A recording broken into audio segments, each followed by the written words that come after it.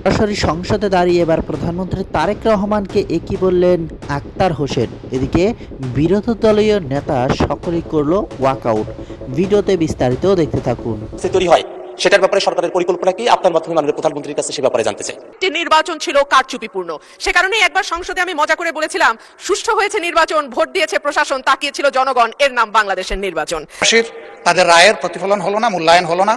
আমরা বিরোধী দলে বসে এই অবমূল্যায়ন আমরা মেনে নিতে পারি না। এই জন্য তার প্রতিবাদে আমরা ওয়াকআউট করছি।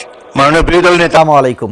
এবার সংসদে তারেক রহমানকে আক্তার হোসেন একদম চোর বাটপাড়ের মতো উল্লেখ করে কিছু কথা বলেছে।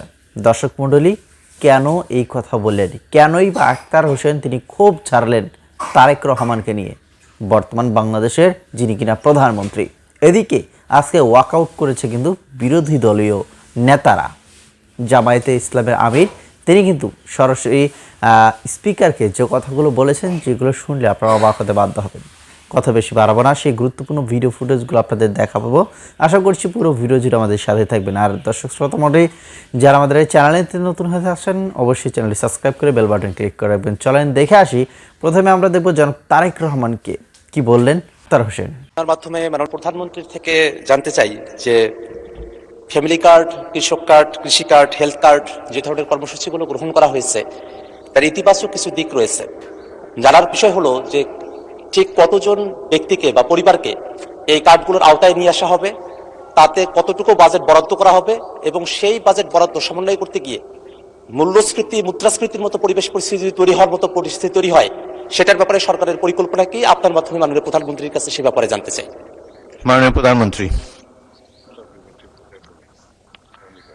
ধন্যবাদ মাননীয় সংসদ সদস্য। আপনি যে প্রশ্নটি করেছেন যে কতজন মানুষের কাছে আমরা পৌঁছে দেবো, তাই তো, এবং মূল্যস্ফীতি হবে কিনা, বাজেট কত, স্বাভাবিকভাবে বাজেট কত এটি আমরা আপনাদেরকে এখনই বলছি না। অর্থাৎ আমরা পর্যায়ক্রমিকভাবে জিনিসগুলোকে সামনে এগিয়ে নিয়ে যাব। আমাদের এক একটি কৃষক কার্ড এবং এক একটি ফ্যামিলি কার্ডে আমরা রেখেছি কৃষক কার্ড যারা পাবেন সেই সকল কৃষক ২৫০০ টাকা পাবেন বছরে, এবং ফ্যামিলি কার্ডে যারা পাবেন তারা সে সকল নারী প্রতি মাসে ২৫০০ টাকা পাবেন। আমরা যেহেতু প্রতি মাসে এটিকে এক্সটেন্ড করতে থাকবো, অর্থাৎ অধিক সংখ্যক নারী কৃষক কার্ড পাবেন, অধিক সংখ্যক কৃষক কার্ড পাবেন। একবারে সবাইকে দিচ্ছে না, পৃথিবীর কোনো দেশের পক্ষে একবারে সেটি সম্ভব না করা। সেই জন্য প্রতি বছরই আমরা বাজেটের স্যাংশন বাড়াবো, প্রতি বছরই বাজেটে আমরা টাকা অ্যালোকেট করবো। এভাবে পর্যায়ক্রমিকভাবে ধীরে ধীরে আমরা এগোবো। এবং অবশ্যই বাজেটের প্রাধান্য পাবে। এবং আপনি যেটা বলেছেন মূল্যস্ফীতি হবে কিনা, আমরা তো টাকা ছাপিয়ে দিচ্ছি না। আমরা যেহেতু টাকা ছাপিয়ে দিচ্ছি না, কাজে মূল্যস্ফীতি হবে না। বরং আমরা মনে করি এই টাকাগুলো যখন মার্কেটে যাবে, যারা কৃষক কার্ড পাচ্ছেন সেই সকল কৃষক, যারা প্রান্তিক পর্যায়ে নারীরা যারা পাচ্ছেন টাকা, নিশ্চয়ই তারা সিঙ্গাপুর বা বিভিন্ন দেশে টাকা পাচার করবে না। সেই টাকা লোকাল অর্থনীতি দিয়ে তারা খরচ করবেন।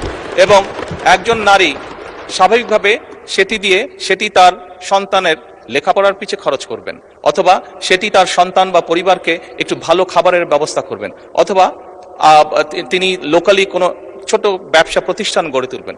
ফলে যেটা হচ্ছে, যেই টাকাটা সরকারের কাছ থেকে তার কাছে যাচ্ছে সেই টাকাটা লোকাল ইকোনমিকে শক্তিশালী করছে, লোকাল ইকোনমিতে সেটি রোটেট করছে। যেমন একজন নারী যখন সেই টাকাটি পাবেন, উনি যদি একটি মুদির দোকানে গিয়ে সদাই করেন, এরকম উনার আশেপাশে যারা সেটি পাবেন, আরো যে সকল পরিবার, আরো যে সকল নারী পাবেন, তারা সকলে যখন ওই মুদির দোকানে যাবেন, স্বাভাবিক সেই মুদির দোকানের সেল বাড়বে। সেই মুদির দোকানে যখন একজন কর্মচারী যদি এখন থেকে থাকে, 1 মাস পরে বা 2 মাস বা 3 মাস পরে সেই মুদির দোকান মালিক দেখবে যে আমার একজন কর্মচারী দিয়ে হচ্ছে না, তখন সে আরেকজন কর্মচারী নিয়োগ করবে। ফলে কি দাঁড়াচ্ছে, কর্মসংস্থান হচ্ছে। এবং সেই কর্মচারী 2 জন বেতন পাবে, তারাও গিয়ে গামছা কিনবে, লুঙ্গি কিনবে, অথবা তার সন্তানের জন্য চিপস কিনবে, অথবা একটা ছোট ফ্রক কিনবে তার মেয়ের জন্য। ফলে লোকাল ইকোনমি আস্তে আস্তে স্ট্রেনদেন হবে, লোকাল ইকোনমি আস্তে আস্তে বড় হবে। কাজেই মূল্যস্ফীতি হবে বলে আমরা মনে করি না, আমাদের কোনো রিসার্চে মূল্যস্ফীতি বলে না, বরং অর্থনীতি আরো সচল হবে, অর্থনীতি আরো স্ট্রেনদেন হবে। এবং লোকাল যে সকল ইন্ডাস্ট্রি আছে, বাংলাদেশের শতকরা 70 থেকে 80% মানুষ যে সকল প্রোডাক্ট কনজিউম করে সেগুলো লোকাল ইন্ডাস্ট্রি প্রোডাক্ট কনজিউম করে। কাজে লোকাল ইন্ডাস্ট্রিগুলোকে স্ট্রেনদেন করার এটি আরেকটি উপায়। এবং তার ফলে যেটি হবে, সামগ্রিকভাবে ডিপ্রাইভ যে সকল মানুষ আছে, আমি বলছি না যে আগামী 6 মাসের মধ্যে। ধন্যবাদ মাননীয় স্পিকার। আমাকে সুযোগ দেওয়ার জন্য। গতকাল যখন দিবসের সর্বশেষ কর্মসূচি আলোচনা হয়, আলোচনার শেষ বক্তা ছিলেন মাননীয় আইনমন্ত্রী। তিনি তার বক্তব্যে আমাকে একটু হয়তো খেয়াল করেন নাই ভালো করে, আমার কথাটা আমার তাই মনে হয়েছে, ইন্টেনশনালি উনি বলেছেন এটা আমি মনে করি না। আমি যা বলেছি তিনি এর বাইরে গিয়ে একটু আমার সম্পর্কে বলে ফেলেছেন। গতকাল যে এজেন্ডাটা আমরা উত্থাপন করেছিলাম এটা ছিল মূলত গণভোট এবং গণভোটের সংস্কারের যে প্রস্তাব গিয়েছিল এর আলোকে যে পরিষদটা গঠন হওয়ার কথা সেই পরিষদের সভা আহ্বান সম্পর্কে, এটাই ছিল মূল নোটিশের বিষয়বস্তু। এক পর্যায়ে মাননীয় স্বরাষ্ট্রমন্ত্রী একটা প্রস্তাব এনেছে। এই প্রস্তাবে আমার বক্তব্যে আমি রেসপন্স দিতে গিয়ে বলেছিলাম, যেহেতু আলোচনাটা হয়েছে সংস্কার পরিষদের উপর, যদি এইটাকে কেন্দ্র করে কোনো কমিটি, বিশেষ কমিটি গঠন হয় তাহলে আমরা ইতিবাচকভাবে সেটা ভেবে দেখব। এবং একই সাথে বলেছিলাম যে সেখানে সরকারি দল এবং বিরোধী দল থেকে সমান সংখ্যক সদস্য নিলে এটা অর্থবহ একটা কমিটি হিসাবে রূপ নেবে বলে আমরা বিশ্বাস করি, যেহেতু আমরা এখানে এসেছি সংকট নিরসনের জন্য, সংকট তৈরির জন্য নয়। এর উত্তরে তিনি তার কথা বলেছেন, আমার বক্তব্য যেহেতু আগে হয়ে গেছে বিষয়টা আমি ক্লারিফাই করলাম। কিন্তু যেহেতু এটা জন আকাঙ্ক্ষার বিষয়, গণভোটের বিষয়, প্রায় 70% মানুষের রায়ের বিষয়, আমরা প্রত্যাশা করেছিলাম যে আপনার মাধ্যমে প্রতিকার পাবো এবং সিদ্ধান্তের জন্য আমি আপনাকে আহ্বান জানিয়েছিলাম। কিন্তু কোনো সিদ্ধান্ত হলো কিনা আমি বুঝতে পারি নাই। এই বিষয়টা আপনার কাছ থেকে আমি স্পষ্ট জানতে চাই। ধন্যবাদ মাননীয় স্পিকার। মাননীয় বিরোধী দলের নেতা, কালকের প্রস্তাবটি ছিল একটি মুলতবি প্রস্তাব। এটি আমার অনুপস্থিতিতে গৃহীত হয়েছিল। বাংলাদেশের 53 বছরের সংসদীয় ইতিহাসে মাত্র 3টি মুলতবি প্রস্তাব গৃহীত হয়েছে। একটি জনাব আনোয়ার হোসেন মঞ্জুর, অপরটি ছিল গ্রেনেড হামলা সম্পর্কিত, আর একটি ছিল নুর ইসলাম মনির কোস্টগার্ড সম্পর্কিত। বছর পর বছর চলে যায়, কোনো মুলতবি প্রস্তাব গৃহীত হয় না সংসদে।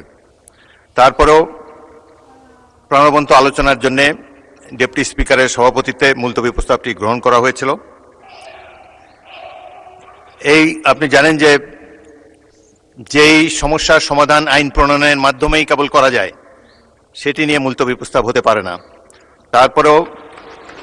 তারপরে উদারভাবে বিরোধী দলকে কথা বলার সুযোগ দেবার জন্য এটি গ্রহণ করা হয়েছে। আরও একটি আমি বলতে চাই, এই সম্পর্কিত আরও একটি মুলতবি প্রস্তাবের নোটিশ আজকে আমরা বিবেচনা করব। আপনাদের মধ্যে যদি কোনো কথা বলার বাকি থাকে, আমি বলেছিলাম যে বাকি কথা হলে আগামীকাল হবে, আজকেও আপনারা যদি প্রয়োজন হয় সেই নোটিশটি সম্পর্কে যখন আলাপ আলোচনা করব, আপনাদের আরও যদি বক্তব্য থাকে কথা বলার অবারিত সুযোগ আপনারা পাবেন। এটি একটি জাতীয় সমস্যা, যত গুরুত্বপূর্ণ বিষয় আছে আমরা আশা করি ট্রেজারি বেঞ্চ এবং বিরোধী দল মিলে খোলাখুলিভাবে কথাবার্তা বলে সংসদে প্রাণবন্ত আলোচনার মাধ্যমে আপনারা সিদ্ধান্ত নেবেন, সেই সুযোগ আপনাদের রয়েছে। এটি মহান হাউস অব দি পিপল, আপনারাই ডিসাইড করবেন রুলস অফ প্রসিডিওর অনুসারে আমরা যাতে পরিচালিত হতে পারি। তো আমি বলেন। প্রতিকার চেয়েছিলাম। এই বিষয়টা কোনো দলের সাথে সম্পর্কিত না। যে বিষয়টা নির্বাচনের আগে সরকারি দল বিরোধী দল সবাই একমত হয়েছিলাম, এর সপক্ষে কথাও বলেছি, ক্যাম্পেইন করেছি। আমরা প্রতিকার যে পেলাম না, এতে আমরা না, এতে দেশবাসীর তাদের রায়ের প্রতিফলন হলো না, মূল্যায়ন হলো না। আমরা বিরোধী দলে বসে এই অবমূল্যায়ন আমরা মেনে নিতে পারি না। এই জন্য তার প্রতিবাদে আমরা ওয়াক আউট করছি। মাননীয় বিরোধী দল নেতা, আপনি আমার বক্তব্য তো সম্পূর্ণ করতে দিলেন না। আমি আপনার পুরো বক্তব্য শুনেছি। আপনার ওয়াকআউট করা আপনাদের অধিকার, কিন্তু আমি বলতে চাই যে আজকে একটু পরে আরেকটি মুলতবি প্রস্তাব বিবেচিত হবে। সেখানে আমার মনে হয় যে আপনি আপনাদের প্রশ্নের উত্তর পেয়ে যাবেন এবং সেখানে মন খুলে আপনারা আরও কথা বলতে পারবেন।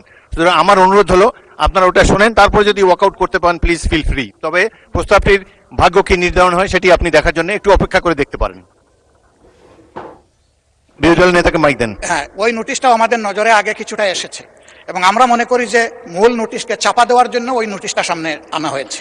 এই জন্য দুইটার প্রতিবাদেই আমরা এই সংসদ থেকে আপাতত মাননীয় বিরোধী দলের নেতা, ধন্যবাদ মাননীয় নোটিশই তো উত্থাপন হয়নি, আপনি কি করে বুঝলেন কোনটা চাপা দেওয়ার জন্য এটা করা হচ্ছে? আমি অনুরোধ করছি একটু ধৈর্য ধরে অপেক্ষা করেন, নোটিশের বিষয়বস্তু শুনেন, তারপরে আপনারা feel free to walk out. আপনার অ্যাবসেন্সে এই হাউসে এই নোটিশটা পড়া হয়েছে, সংশ্লিষ্ট সদস্য এটা পড়েছেন, আমরা শুনেছি। এই জন্য আমরা বুঝে শুনেই বলছি যে এই দুই কারণেই আমরা এখন ওয়াক আউট করছি। আপনাকে ধন্যবাদ। নিশ্চয়ই সংসদীয় রীতি অনুযায়ী আপনারা ওয়াক আউট। কোনো মতামত থাকলে লিখবেন আমাদের কমেন্ট বক্সে। সংসদে কি হচ্ছে দ্বিতীয় অধিবেশনে আজকে ষষ্ঠ দিনে বেশ মোটামুটিভাবে কিন্তু ঝড় উঠে গেছে, বিশেষ করে রুমিন ফারহানা এবং বিরোধী দলীয় নেতাকর্মীরা তারা যে বক্তব্যগুলো দিচ্ছে অগ্নিঝরা বক্তব্য, সেই সাথে এনসিপির নেতাকর্মীরা তারা কিন্তু একের পর এক বক্তব্য দিচ্ছে। এদিকে বিএনপি তারা কিন্তু অনেক দূর পিছিয়ে গেছে এই মাত্র কয়েকটা দিনে। গত অন্তর্বর্তীকালীন সরকার যেভাবে দেশ নিয়ে গেছে তার থেকেও বিএনপি অনেকটা ঢের পিছিয়ে গেছে। এদিকে অন্তর্বর্তীকালীন সরকারের সাবেক উপদেষ্টা, প্রধান উপদেষ্টা ডক্টর মোহাম্মদ ইউনূস, তার বিরুদ্ধেও কিন্তু মামলা হতে চলেছে। টোটালে মিলে বাংলাদেশ অশান্তিতে রয়েছে। তো যাই হোক, দিন শেষে আওয়ামী লীগকে আবারও ফেরানোর কথা, আওয়ামী লীগকে নিয়ে আসার কথা, আওয়ামী লীগ আসবে এরকম গুঞ্জন কিন্তু শোনাই যাচ্ছে। তো লিখবেন আপনাদের কোনো মতামত থাকলে।